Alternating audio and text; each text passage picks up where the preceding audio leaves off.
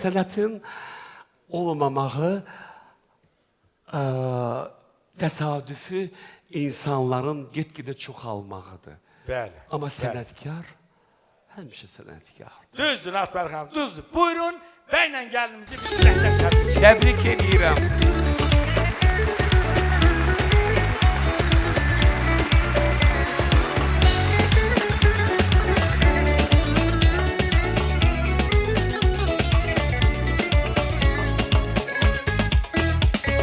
Səhnədə xeyli oxuyanlar var, yoxdur qoyan qadağa.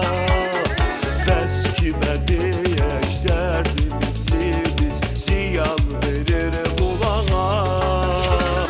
Bu necə avazdır, bu necə səsdir, nə deyirsən hamısı əbəsdir. Günahı TikTok'da, Instagram'dadır, orada çoxsu tərbiyəsizdir. Necə oldu biz itirdik özümüzü, eşidən də yoxdur bizim sözümüzü. Necə oldu biz itirdik özümüzü, eşidən də yoxdur bizim sözümüzü.